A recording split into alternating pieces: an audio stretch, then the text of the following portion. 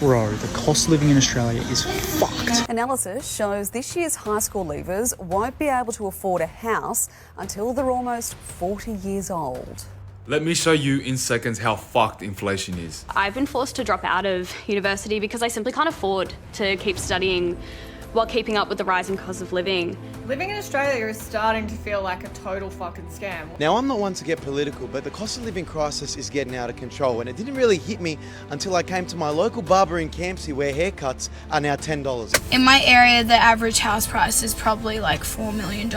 So they'll be putting our rent up an extra $40 per week, so that'll bring our total rent for the week to $640. I just went to a cafe this morning in Melbourne, Australia, and I paid $45 for 2 eggs on toast and avocado on the side. I thought I was middle class. I now realise I'm actually classified as working poor. You wake up, you check your bank account, you feel that familiar pit in your stomach. Rent's due, groceries are low, the electricity bill just hit, and your paycheck? Already gone. Welcome to Australia, where the cost of living isn't just high, it's humiliating. This isn't just about inflation, it's about survival. People are working full-time and still skipping meals. Families are living in cars. Young adults are giving up on independence. And the middle class, it's not shrinking, it's being erased. Quietly, relentlessly. The government calls it challenging. The media calls it temporary. But for millions of Australians, it's permanent. It's personal. It's a daily grind that feels more like punishment than progress. And the worst part?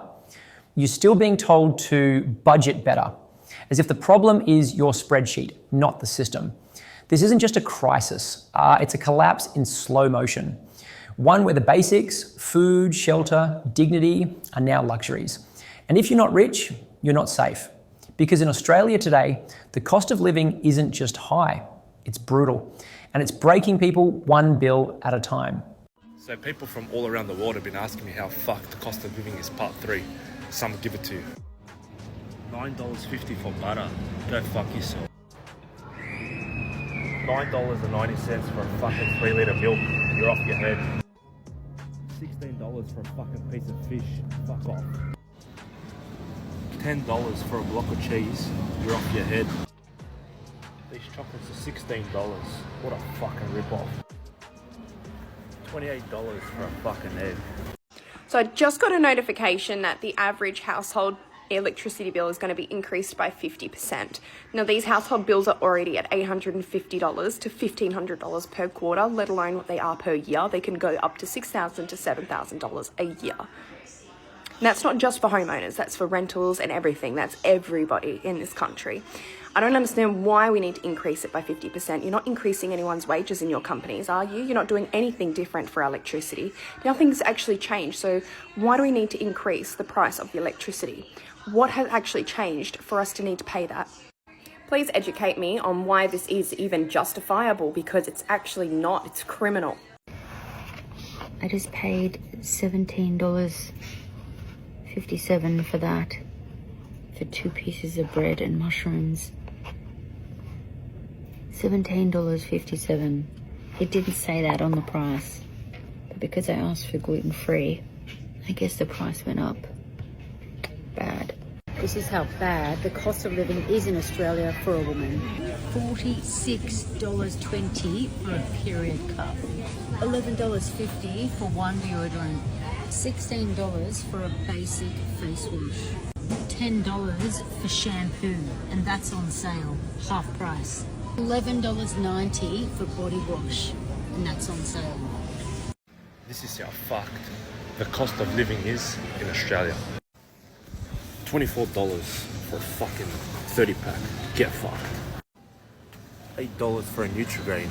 Go fuck yourself. $11.50 for sausages. Motherfucker. $7.50 for a few slices of fucking bread. Cost of living in Australia, Spudshed edition. $2.99 for milk, that's cheap. $36 for 30 cans of Coke, what a deal. $2.30 for a loaf of bread. How is this place so cheap? 2 for $5 on crisps, wow. $3.79 for a frozen meal, not too bad. I think Spudshed is actually cheaper than Aldi. I think there's a real sense that our generation will be the first in Australian history to have a worse quality of life and a worse standard of living than our parents. And I just think, how can people look at that and think that that's okay? It's not okay. How are we now at a point where we've all just kind of accepted that from here on forward, it's decline for Australia? Bro, the cost of living in Australia is fucked. Check this shit out. $50 for a can of Coke. For 30 cans. Are you fucking for real, cunt? Bro, you gotta be taking the piss. $8.40 for some deodorant. And that's 30% off. Let's say you want to buy some body wash. $20. What is going on? Bro, just seeing that shit, I don't know how it's even possible to live off, minimum wage now. If minimum wage is $24, how are you meant to afford those sorts of things? I just bought 2 steaks and this orange juice, and it cost me $27. What the fuck? But yeah, something definitely needs to fucking change because it's getting out of hand. I thought I was middle class. I now realise I'm actually classified as working poor. So even if you earn an average income, if your rent consumes more than 50 to 60% of your take-home wage, you are working poor. So this is the highest salary I've ever had, but it's also the highest rent I've ever paid. And it's ridiculous that so many other Australians will find that they're in the exact same situation. 3 years ago, middle class. Now, might be earning more, you're working poor. If things don't change, the middle class in Australia will completely disappear within the next couple of years. Australians, out of interest, what are our housing plans? Like, this generation, genuinely out of curiosity, like, how is anyone planning to buy a house? Obviously, I'm not talking like rural town, but everywhere else, it's like not affordable. In my area, the average house price is probably like $4 million, which is all well and good to have the deposit for, but no bank is going to give me 3.5 mil. Privileged to live in this area, don't get me wrong. Obviously, with a baby coming, I would love to be able to buy a house and move in and stay near my family, but that is not going to happen. Honestly, we're all cooked. Now, I'm not one to get political, but the cost of living crisis is getting out of control, and it didn't really hit me until I came to my local barber in Campsie where haircuts are now $10. I've been getting my fade here from a lovely Chinaman since they were $7 haircuts, and I copped the price increase to $8 in 2022, but since then the price has skyrocketed from $9 haircuts to now $10 haircuts in 2025. With the election on this year, Albo Dud, and if you want to get my vote, how about we address the cost of living for Aussies and the cost of a fade here in Sydney, because $10 for a haircut is outrageous. Back to you in the studio. Living in Australia is starting to feel like a total fucking scam. Once was the lucky country. Well, we're flat out of luck. What is it that we have going for us anymore, truly? Like, I posted the video about us living in a dictatorship. Well, we certainly don't have a fucking say with our politicians and what's happening in society. They prioritize absolutely the opposite of what the layperson, which is most people, need day to day. We're in a cost of living crisis, housing crisis, power crisis is what's going to be coming. Like, what the fuck? I've been forced to drop out of university because I simply can't afford to keep studying while keeping up with the rising cost of living. I've been forced into a position of putting my education on hold because I need to work full-time to support myself. My bills continue to rise. Owning a home just seems like a pipe dream, and it doesn't look like it's going to get any better. What would you say to me and other young people in my position, and why must I decide between getting an education and putting food on the table? You get paid. You blink, it's gone.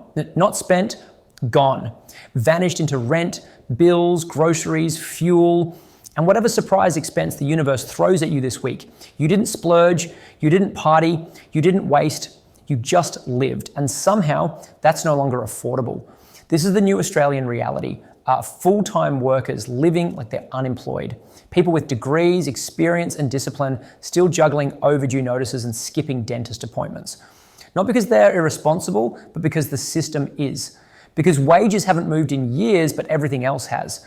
Because the government keeps saying inflation is easing, while your wallet keeps screaming, no, it's not. And what's their advice? Budget better. Cook at home.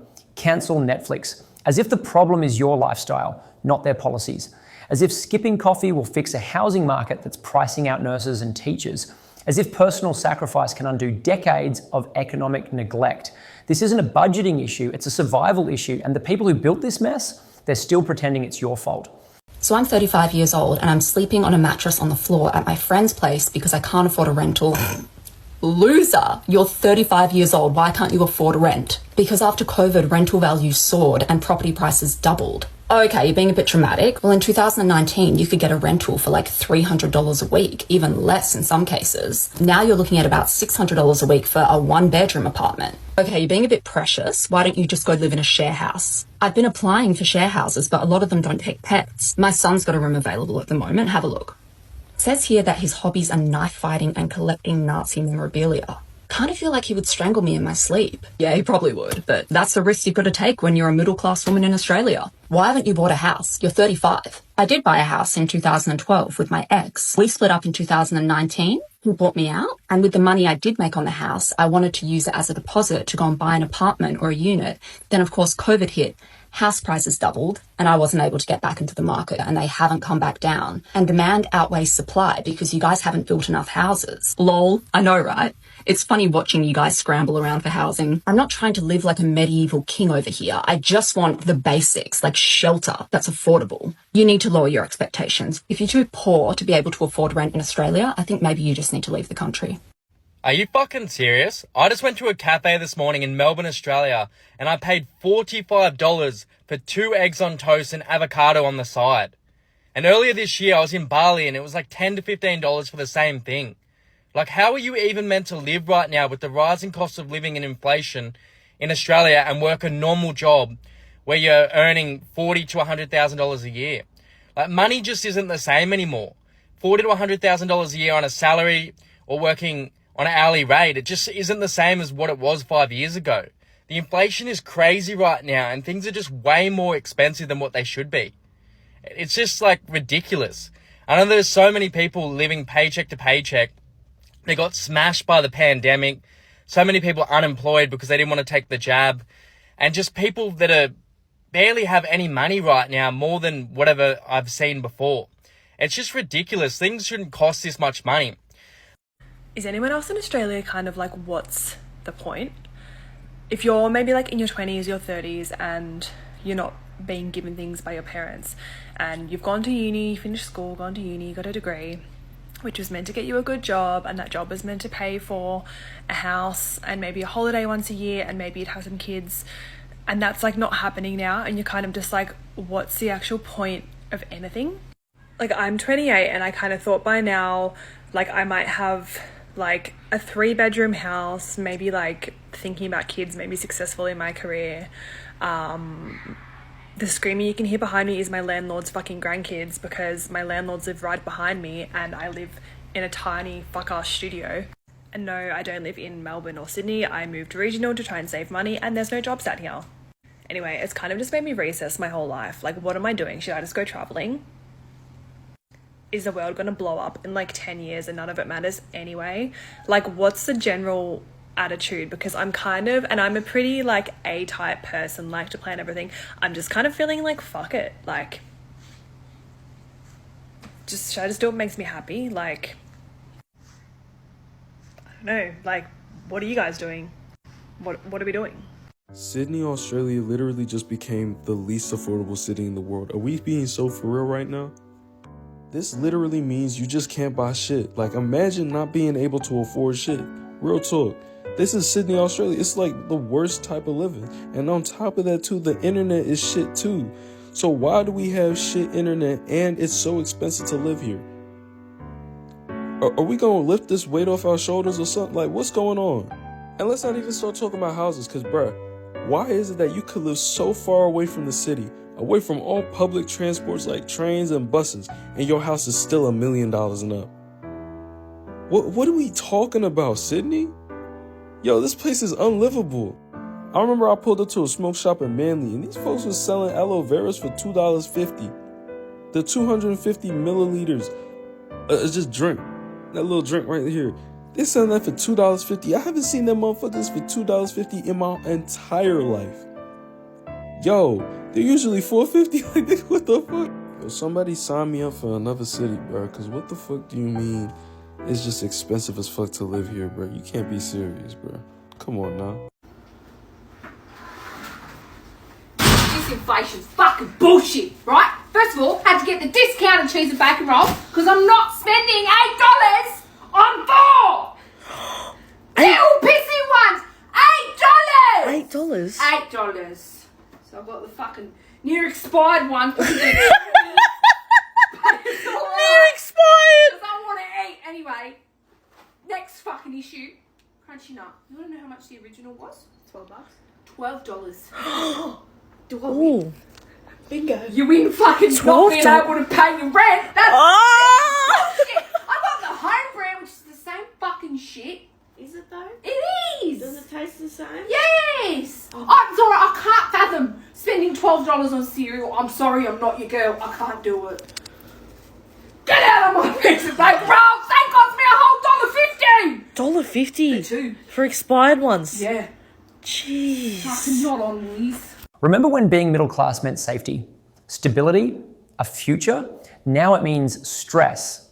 It means debt. It means pretending everything's fine while your savings evaporate and your anxiety skyrockets. It means working 2 jobs and still wondering if you can afford next month's rent. It means watching your kids grow up in a world where even basic comfort feels like a luxury. Australia's middle class isn't shrinking. It's being rebranded, repackaged as comfortable while quietly being crushed. These are the families who earn too much for government support, but not enough to survive the cost of living. The ones who are told they're doing okay while they ration groceries and delay medical care. And the government, they still use them as proof that the system works, that the economy is strong, that opportunity is alive. But ask anyone in the middle class how they're really doing and you'll hear the truth. They're not thriving, they're coping, barely, quietly, desperately. Because in Australia today, middle class doesn't mean safe. It means stuck. And the only thing growing faster than their expenses is their fear. Let me show you in seconds how fucked inflation is. Analysis shows this year's high school leavers won't be able to afford a house until they're almost 40 years old. While in Sydney, it will take 18-year-olds now 46 years to save enough money to break into the market. Now you can't tell me the cost of living is fucked. And sure, you'll get the oldies who say, don't buy coffee, stop buying avocado on toast. Brother, that's not the fucking problem.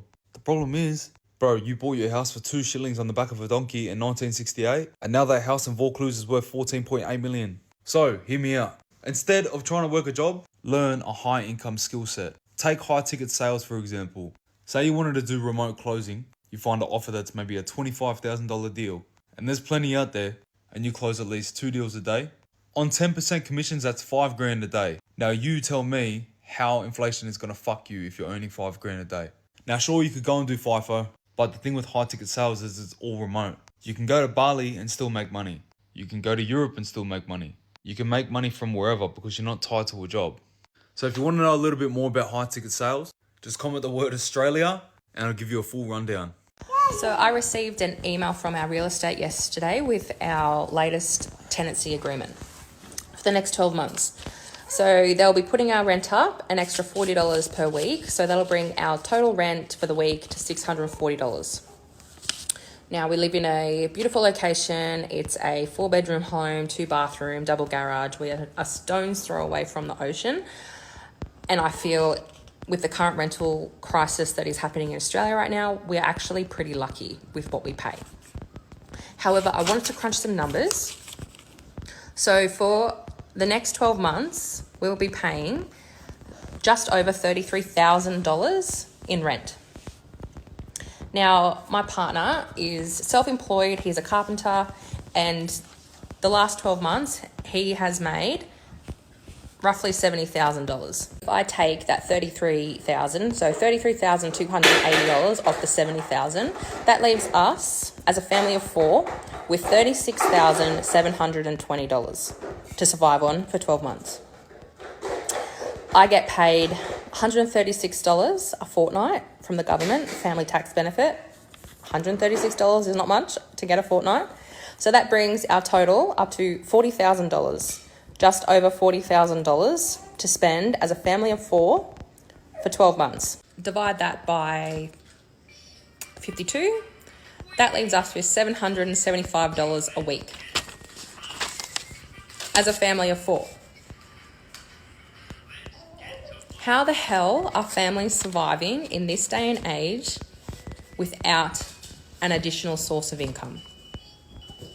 Can someone explain it to me? Because honestly, if I didn't have my online business, there is no way in hell we would be able to afford where we live, what we eat. And I know people are going to come back to me and say, well, why don't you just go back to work?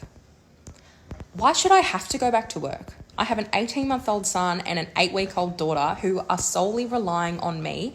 And why should I have to go back to work and give up my right as a mother to raise my children? Just so we can survive, just so I can afford to put them into daycare. I feel like now more than ever, it is so important to let people know that there are other options out there, that they don't have to settle for a life of struggle, that, you know, mothers can stay home, raise their children and still bring in another source of income. Forever be grateful that I took a chance on myself a little over a year ago and started my online business, because I would absolutely hate to see where we would be as a family of 4 if I didn't.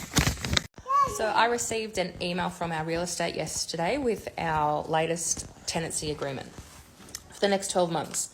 So they'll be putting our rent up an extra $40 per week. So that'll bring our total rent for the week to $640. Now we live in a beautiful location. It's a 4-bedroom home, 2-bathroom, double garage. We're a stone's throw away from the ocean. And I feel with the current rental crisis that is happening in Australia right now, we're actually pretty lucky with what we pay. However, I wanted to crunch some numbers.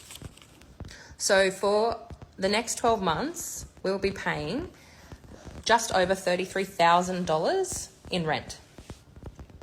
Now, my partner is self-employed, he's a carpenter, and the last 12 months, he has made roughly $70,000. If I take that $33,000, so $33,280 off the $70,000, that leaves us as a family of 4 with $36,720 to survive on for 12 months. I get paid $136 a fortnight from the government, family tax benefit. $136 is not much to get a fortnight. So that brings our total up to $40,000. Just over $40,000 to spend as a family of 4 for 12 months. Divide that by 52. That leaves us with $775 a week as a family of 4. How the hell are families surviving in this day and age without an additional source of income? Can someone explain it to me? Because honestly, if I didn't have my online business, there is no way in hell we would be able to afford where we live, what we eat. And I know people are going to come back to me and say, well, why don't you just go back to work? Why should I have to go back to work? I have an 18-month-old son and an 8-week-old daughter who are solely relying on me. And why should I have to go back to work and give up my right as a mother to raise my children? Just so we can survive, just so I can afford to put them into daycare. I feel like now more than ever, it is so important to let people know that there are other options out there, that they don't have to settle for a life of struggle, that, you know, mothers can stay home, raise their children and still bring in another source of income. Forever be grateful that I took a chance on myself a little over a year ago and started my online business, because I would absolutely hate to see where we would be as a family of 4 if I didn't. Exploiting your lack of financial literacy and your desperation to own a home in this next election with a new policy that he's put forward. And please don't get tricked by it, okay? This new policy essentially is saying that you can access your super early. You can get up to 40% of your super early to get a house deposit with a cap of $50,000. Now, that money does have to be paid back if you do sell your house. So say you get 40 grand out, you buy a house, use up for the deposit, sell it in 10 years, you have to put the $40,000 back in your super. The issue is that's not going to help you or the housing market. So, selfishly, for you individually, if you take out up to $50,000 of your own super, you are taking that out of your retirement fund. And you may think, but I'm putting it back in when I sell the house. You are losing the interest on every single day that money isn't in your super account. It will be worth a lot more than $40,000 if you are in that house for 5, 10, 20, 30 years. There's also a chance that housing prices may go down. You may make a bad purchase. If you buy a property and you sell it for less than what you bought it for, you still have to put that money back into your super account. Now, when it comes to the housing market as a whole, which also will affect you, of course, people who get in early, as soon as this is approved, if it does end up happening, if people get the money out of the super straight away, they find a house, they're going to be okay if they're okay with losing their super and the compounding interest that goes with that. But if you wait a little while, the market will adjust, there will be increased demand, and housing prices will just increase because there are more people now that are able to access their super and they are able to buy a home. It will just push housing prices up. The Liberal Party are not interested in helping everyday Australians. They are interested in getting your vote, making you think this is a good thing for you. This is such an amazing policy that's going to help you, making you take your own money out of your super, lose all of the compounding interest, and also finally, and more importantly, increase housing prices. It is in their interest to increase housing prices. They want people who are on the higher economic end of the scale in Australia to earn more money. The rich will get richer with these policies.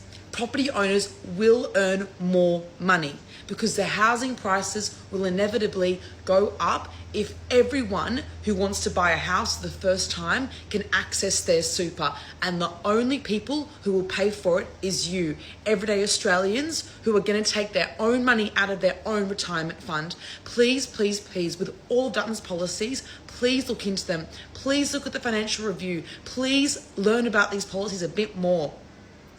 He is tricking you and counting on you not knowing the repercussions of these policies. Even if you hate me, please look into it. They told you Australia was safe, that if you worked hard, paid your taxes, followed the rules, you'd be fine, that the system was built to protect you, that the economy was strong, that inflation was temporary, that help was coming. But now, you're staring at an empty fridge, a rent notice, and a power bill that feels like a threat. You're working full-time and still broke. You're skipping meals, delaying dentist visits, and pretending everything's fine while your savings evaporate. And the people in charge, they're still smiling, still spinning, still pretending this isn't happening. This isn't just a cost of living crisis. It's a collapse, a slow motion implosion of everything people were promised. The basics, food, shelter, dignity are now luxuries. And if you're not rich, you're not safe, they'll tell you to budget better, to cut back to be grateful, as if the problem is your spending habits, not their policies, as if skipping coffee will fix a housing market that's pricing out nurses and teachers, as if personal sacrifice can undo decades of economic neglect. But this isn't about budgeting, it's about survival. And the system? It's not broken. It's working exactly as designed, because this didn't happen overnight. It was built, engineered, enabled by governments that prioritized profit over people, that rewarded landlords, speculators, and corporations while punishing workers, renters, and families. That treated housing like an investment, not a human right. That let wages stagnate while costs exploded. That gutted public services and called it efficiency. That told struggling Australians to work harder while giving tax breaks to billionaires. And now the consequences are everywhere. The middle class is vanishing. The working class is drowning. The poor are being erased, and the rich, they're thriving, buying up homes, raising rents, expanding portfolios, watching the chaos from glass towers while the rest of the country burns. This isn't just economic failure, it's moral failure. A system that punishes survival and rewards exploitation, that gaslights people into thinking their suffering is their fault. That tells a single mother working 2 jobs she's not trying hard enough. That tells a pensioner skipping meals to be grateful. That tells a young couple living in their car to stop complaining. But people are done being polite, done being quiet, done pretending this is normal. Because it's not normal to work full-time and still be broke. It's not normal to fear rent day like it's a death sentence. It's not normal to choose between groceries and petrol. It's not normal to live in a country this wealthy and feel this poor. And it's not your fault. You didn't cause this crisis. You didn't design this system. You didn't vote for your own suffering. You were told to trust, to follow, to believe. And now you're being punished for it. The government had time, years of it, time to raise wages, time to regulate rent, time to invest in public housing, time to fix the broken tax system, time to protect the vulnerable, time to act. But they didn't. They delayed. They deflected. They denied. And now they're scrambling to patch a sinking ship with duct tape and press releases. They'll say they care. They'll say they're listening. They'll say they're working on it. But look around. Look at the food banks, the tent cities, the emergency rooms, the mental health clinics, the suicide rates, the debt collectors, the eviction notices, the empty fridges, the broken families, the exhausted workers, the hopeless youth. This is what happens when a government stops governing, when leadership becomes PR, when policy becomes theatre, when survival becomes a luxury. And yet they still expect you to be grateful, to stay quiet, to keep working, to keep paying, to keep pretending, but you don't owe them silence. You don't owe them patience. You don't owe them anything because they failed you. They failed your family. They failed your community. They failed your country. And now it's time to say it out loud. Australia is in crisis. Not because of war, not because of disaster, but because of decisions, choices, priorities. Because the people in power chose profit over people, chose comfort over courage, chose delay over action, and the people are paying for it every day, in every way. But here's the truth they don't want you to know. You're not alone. Millions are struggling. Millions are angry. Millions are waking up. And when enough people wake up, the system shakes. But here's the truth they don't want you to know. You're not alone. Millions are struggling. Millions are angry. Millions are waking up. And when enough people wake up, the system shakes. So let it shake. Let the outrage rise. Let the truth spread. Let the silence break. Because this crisis isn't just economic, it's personal, it's emotional, it's existential. And it demands more than sympathy. It demands accountability. It demands change. Not tomorrow, not next term, not after another inquiry, now. Because Australians aren't just surviving, they're resisting, they're organising, they're speaking out, they're demanding better. And that's where hope lives. Not in policy papers, not in press conferences, but in people, in solidarity, in truth. So if you're struggling, know this, it's not your fault. You're not lazy, you're not weak, you're not alone. You're living in a system that was never built to protect you, but you're still here, still fighting, still refusing to disappear. And that's power. Use it.